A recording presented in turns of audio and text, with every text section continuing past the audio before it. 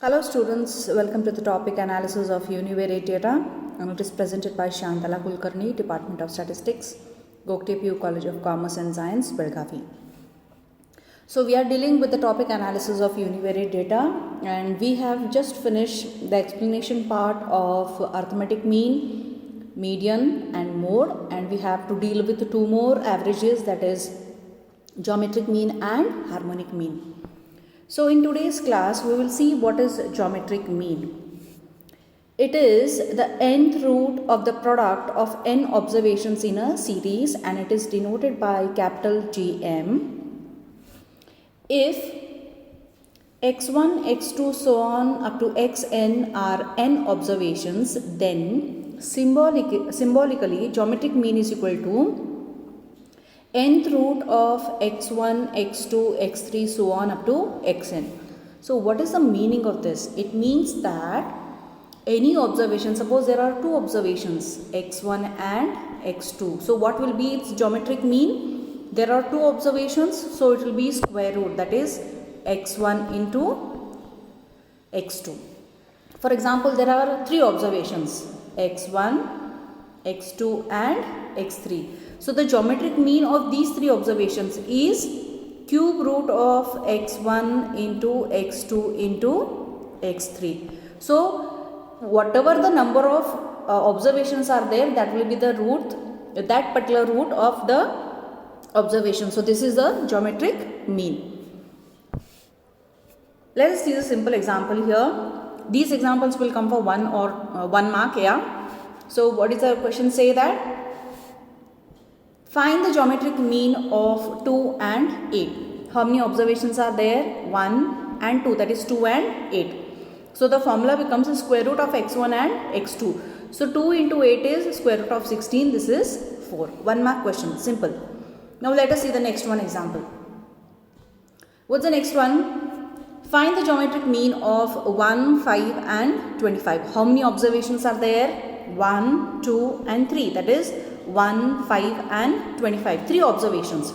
3 observations means it's going to be here cube root. So x1 into x2 into x3. So that is 1 into 5 into 25. That is cube root of 125 is nothing but 5.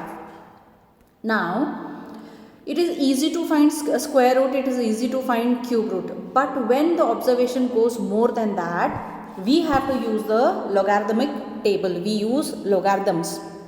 So for that, the formula becomes calculation of geometric mean for ungrouped data. The formula goes in this fashion. Antilog geometric mean is equal to antilog summation log x divided by n. This is for ungrouped data. And for discrete as well as for continuous, that is for the grouped data, the formula remains the same. That is geometric mean is equal to antilog bracket summation f log x divided by capital N. Here it is small n and here it is capital N, because your questions will be with frequencies, your questions will be with class intervals, your questions will be with discrete, that is x and f. Where frequency comes, it means your data is grouped, it is organized, it is classified. Now as I told you all, if the observations are more, x1, x2, x3, x4, now 2, 3, 4 and this is 5. Calculating fifth root of these observations x1, x2, x3, x4 and x5 becomes difficult. For that very reason we use the logarithm table, and when we start solving the examples I will tell you all how to find logarithms for you all, and for that you need to have the statistical table. So next time when the class is on, you can keep a statistical table with you all, and then you can practice or learn how to do it once we come to the examples of solving geometric mean. Right now you just remember the formula. We will see the uses of geometric mean. Geometric mean is used to measure the average change of growth. Suppose if you want to see the growth rate, average, there we use geometric mean. We will see what are the merits.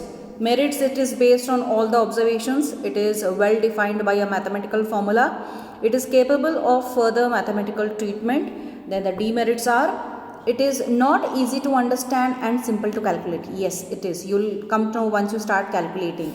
Then geometric mean cannot be computed if any of the observations is 0 or negative. So these are the merits and demerits of geometric mean. So remember the formula for geometric mean. We will see next one, the harmonic mean. What is harmonic mean? Harmonic mean is a reciprocal of the arithmetic mean of the reciprocal of the set of the observations. It is denoted by capital HM. Calculation of harmonic mean for ungrouped data. Now for suppose you have a raw data of just observations are there, x1, x2, xn, so on, n observations. There may be 2 observations, there may be 3 observations, there may be 20 observations. So that's why we are using this general term as n. So what the formula changes to, see they have written that their reciprocal would be 1 upon x1, 1 upon x2. Then what does this formula say here?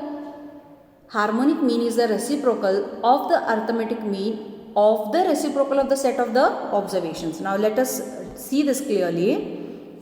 See. Reciprocal of the observations, yes, it's a reciprocal of the arithmetic mean. If you say this, so now what is the formula for arithmetic mean? Summation x bar upon n. So reciprocal means denominator will go to the numerator and numerator will come to the denominator. So n divided by 1 upon x1 plus 1 upon x2 plus so on till 1 upon x1. So when you sum it up, this becomes n upon summation 1 upon x.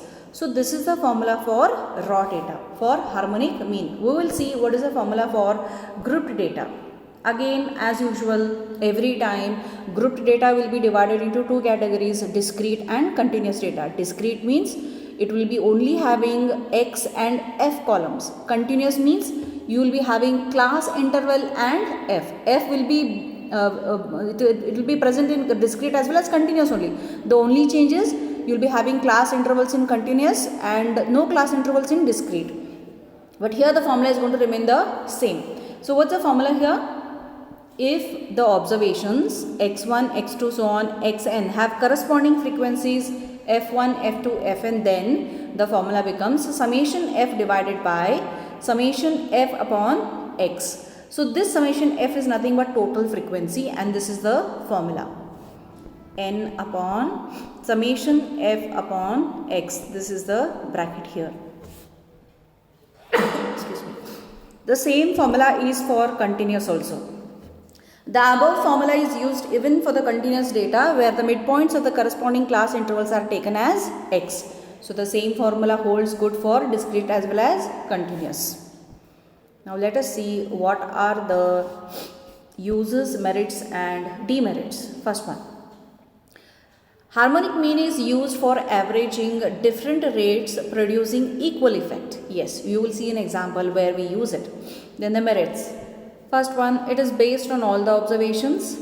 It is well defined by a mathematical formula. It is capable of further mathematical treatment. And what are the demerits? The demerits are, it is not easy to understand and difficult to compute. It cannot be computed when there are both positive and negative items in a series or when one or more items are 0. Yeah, these are the drawbacks and these are the merits of harmonic mean. Now there is one relationship, there is a relationship between arithmetic mean, geometric mean and harmonic mean. And we always say that arithmetic mean is always more compared to geometric mean and then that compared to harmonic mean. So that is how it is put up here in the formula. It's just for the knowledge sake. You have to just remember that arithmetic mean is more than or equal to geometric mean and geometric mean is more than or equal to harmonic mean. So arithmetic mean is more powerful. Then the next comes the selection of the average on what, where and how selection of an formula has to be used. You can just go through, it's only for the knowledge purpose, not important from the examination point of view. So in today's class we have dealt with formulae with geometric mean and harmonic mean. So if you see, we have just written all the formulas of arithmetic mean, median, mode, geometric mean and harmonic mean. Children, you have to practice the formulas. From next class onwards, we will be exclusively solving examples on each one of them, how the different examples are there, how the examples are being solved for ungrouped or raw data, and how the examples are being solved for discrete, continuous, whatever the case may be. We will be seeing different types of examples and we will be solving. So for today's class, it's done. Thank you.